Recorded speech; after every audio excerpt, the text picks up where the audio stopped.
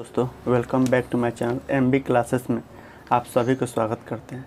यदि आप इस चैनल पर नए हैं तो प्लीज़ चैनल को सब्सक्राइब कर लीजिए, वीडियो को लाइक कर लीजिए और वहाँ पे जो बेल आइकन दिख रहा है ना उसको ही प्रेस कर लीजिए ताकि हम जब भी वीडियो अपलोड करेंगे ना तो सबसे पहले आपके पास पहुँचेगा। साथ ही वहाँ पे ना एक शेयर का भी ऑप्शन है, तो प्लीज़ इस शेयर ऑप्शन पर क्लिक करके अपने दोस्तों के पास शेयर भी कर लीजिएगा। तो आज हम लोग ना कॉमर्स COMMERCE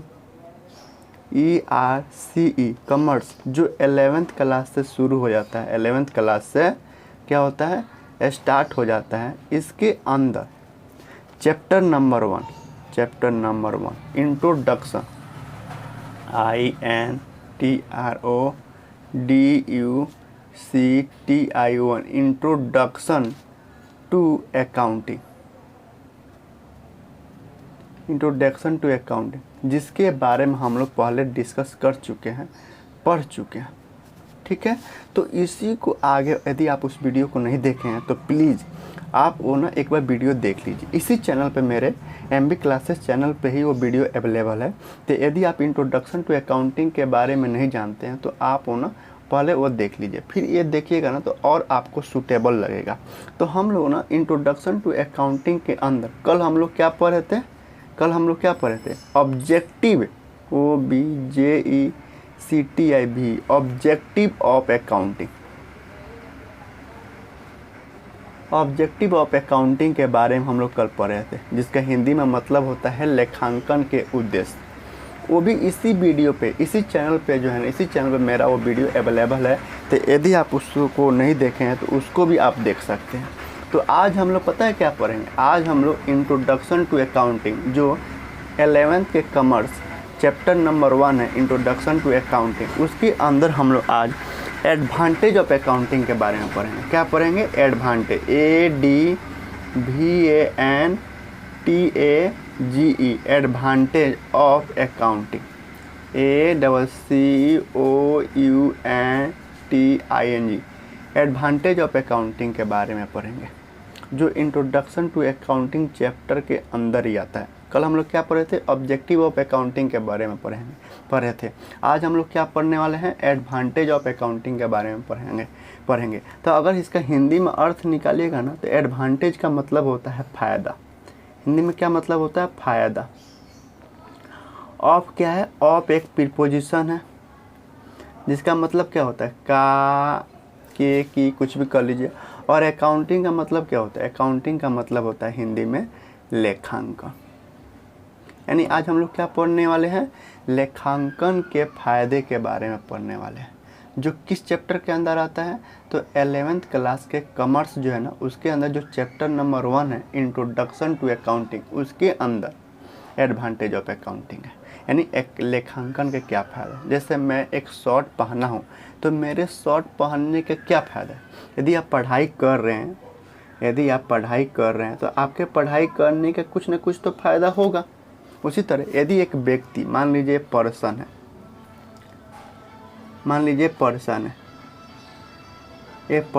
इसने जो है ना एक बिजनेस ओपन किया।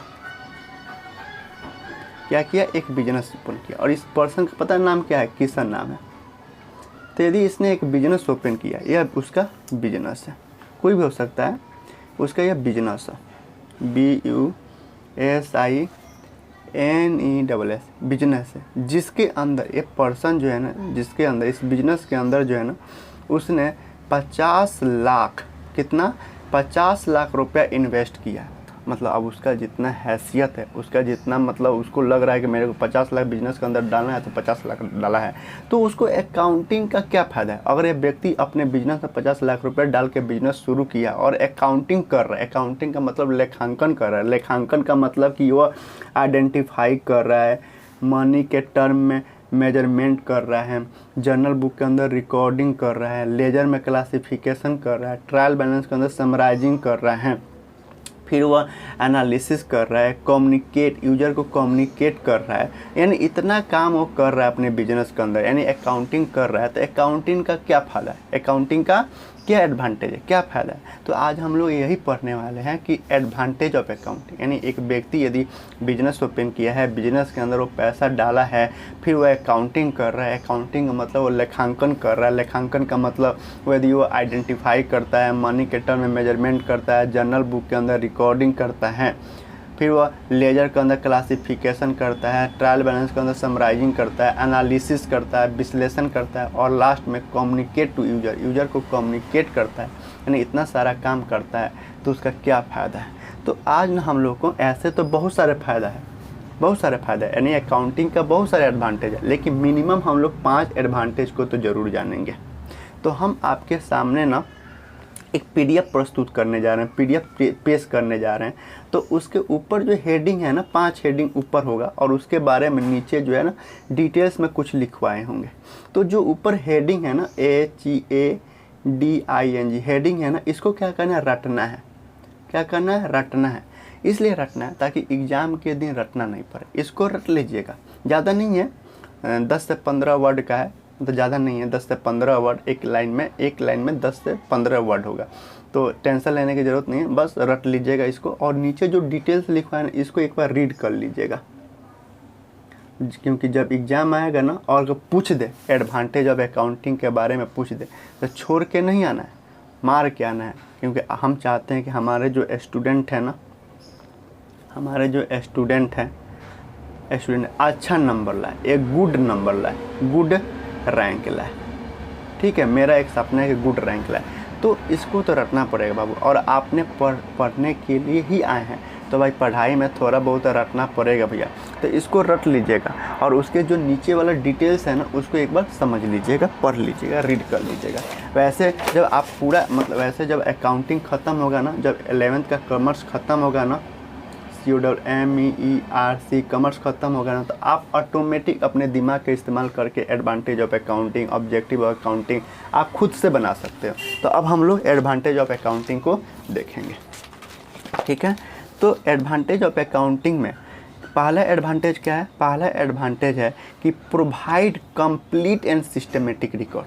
यानी अकाउंटिंग का पहला फ़ायदा क्या है, यदि एक बिजनेसमैन अकाउंटिंग करता है तो अकाउंटिंग का पहला फायदा है कि भैया वह एक सिस्टमेटिक वे में रिकॉर्ड करेगा, साथ ही कंप्लीट रिकॉर्ड होगा। तब इसकी ये हेडिंग है, हेडिंग को आपको रट लेना है, और उसके बारे में नीचे जो डिटेल है ना, इसको रटने की ज़रूरत नहीं। लेकिन आप लोगों में से यदि कुछ बच्चे यदि रट लेते हैं तो और बढ़िया, लेकिन रटने की कोशिश बिल्कुल मत करिएगा, पढ़ने की कोशिश करिएगा, रीड करने की कोशिश करिएगा, और अपने दिमाग से लिखने की कोशिश करिएगा। तो पहला क्या है इसके बारे में, provide complete and systematic record के बारे में क्या है कि किसी भी बिजनेस या कंपनी में अकाउंटिंग करने का पहला फ़ायदा या एडवांटेज यह होता है कि हमें complete and systematic record provide करता है। किसी भी व्यवसाय में लेन देन यानी ट्रांजैक्शन जिसे अंग्रेजी में बोलते हैं, इतने ज़्यादा होते हैं कि सारे लेन देन को याद रखना पॉसिबल ही नहीं है। इस प्रकार सभी होने वाले लेन देनों को एक सिस्टमेटिक वे में डेट वाइज रिकॉर्ड रखा जाता है, ताकि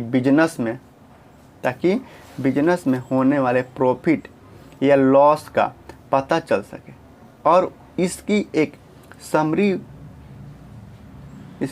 समराइज फॉर्म भी तैयार की जाती है, ताकि बिजनेस की ट्रू पिक्चर को शो किया जा सके। तो मतलब ये पहला हेडिंग है, और हेडिंग के बारे में डिटेल है। ठीक है, तो आपको हेडिंग याद करना है। दूसरा एडवांटेज क्या है, यदि कोई व्यक्ति अकाउंटिंग करता है तो दूसरा एडवांटेज क्या है, रिप्लेस मेमोरी। क्या है दूसरा एडवांटेज, रिप्लेस मेमोरी। अब इसके बारे में थोड़ा हम पढ़ते हैं। ठीक है, अकाउंटिंग का दूसरा एडवांटेज यह है कि जब इन सारे ट्रांजैक्शन को सिस्टमेटिक वे में टाइम टू टाइम और डेट वाइज रिकॉर्ड कर लिया जाता है, तो इसे याद रखने की ज़रूरत ही नहीं पड़ती है।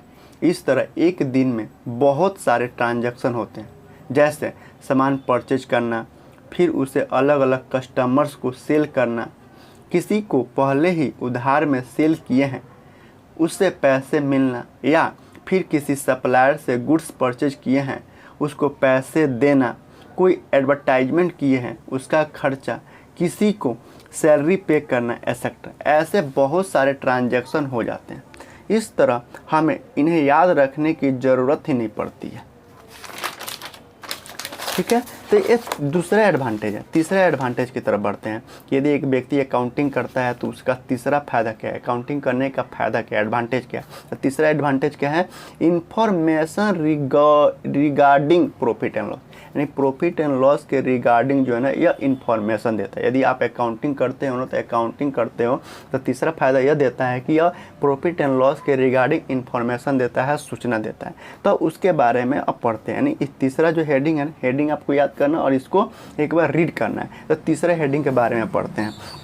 क्या कह रहा है, बिजनेस में जब अकाउंटिंग की जाती है तो सारे ट्रांजैक्शन की रिकॉर्ड किया जाता है। Trading and profit and loss account prepare किया जाता है। और trading and profit and loss account क्या होता है, हम आपको पढ़ाएंगे और आपको पढ़ना भी है, तो टेंशन लेने की ज़रूरत नहीं है, ठीक है। जिसमें बिजनेस की परचेज, सेल और डेली के होने वाले खर्चे, जिसे अंग्रेजी में एक्सपेंसेस बोलते हैं, को शो किया जाता है। और एक अकाउंटिंग पीरियड जो कि 1 साल का होता है, इसके ख़त्म होने के बाद बिजनेस में कितना प्रॉफिट या लाभ मतलब लाभ हुआ या कितना लॉस यानी हानि हुई, इसकी जानकारी मिलती है। यह सारी इन्फॉर्मेशन बिजनेस के ऑनर और इसके अलावा जो भी इन्वेस्टेड पार्टीज होती है उनके लिए बहुत यूजफुल होती है। यह तीसरा एडवांटेज के बारे में। चौथा एडवांटेज क्या है, यदि एक व्यक्ति बिजनेस ओपन किया और बिजनेस के अंदर वो अकाउंटिंग कर रहा है तो उसका चौथा एडवांटेज क्या है। चौथा एडवांटेज है इंफॉर्मेशन रिगार्डिंग फाइनेंशियल पोजीशन, यानी फाइनेंशियल पोजीशन के मतलब फाइनेंशियल पोजीशन के रिगार्डिंग जो है ना यह इंफॉर्मेशन देता है, सूचना देता है। यह चौथा एडवांटेज है। तो अब चौथा एडवांटेज है ना जो हेडिंग है ना इसके बारे में पढ़ते हैं। प्रॉफिट एंड लॉस अकाउंट बनाने से तो बिजनेस में कितना फ़ायदा हुआ, कितना नुकसान हुआ, इसकी जानकारी मिलती है। और अब इसके बाद एक बैलेंस शीट बनाई जाती है। अब बैलेंस शीट क्या होता है इसके बारे में हम आपको पढ़ाएंगे और आपको पढ़ना भी है।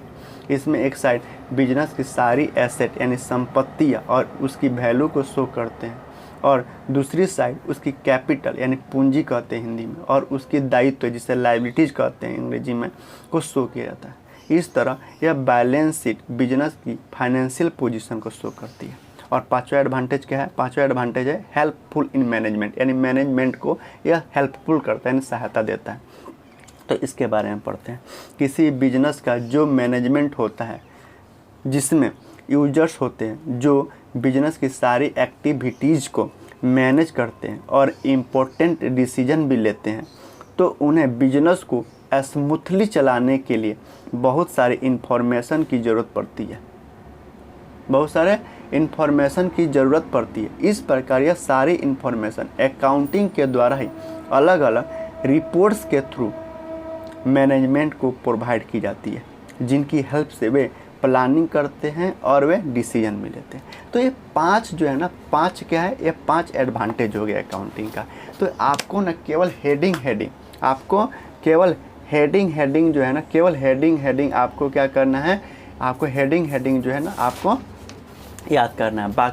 बाकी जो है तो आप बाकी आपको क्या करना है, आपको एक बार रीड कर लेना। हेडिंग जो है ना हेडिंग रटना है, रट लीजिएगा ताकि एग्जाम के समय वो आपको हेल्प करेगा। और जो उसके बारे में डिटेल्स आपको अभी बताए हैं, दिखाए हैं, तो वो ना आप एक बार रीड करके जाइएगा। लेकिन आपको जानते हैं जब आप एग्ज़ाम देने जाइएगा ना, एग्ज़ाम हॉल में बैठिएगा ना, तो आपसे या तो अगर पूछना भी होगा ना तो या तो objective OBJECTIV objective of accounting पूछेगा, ऑब्जेक्टिव ऑफ अकाउंटिंग पूछेगा, नहीं तो एडवांटेज ADVANTAG एडवांटेज ऑफ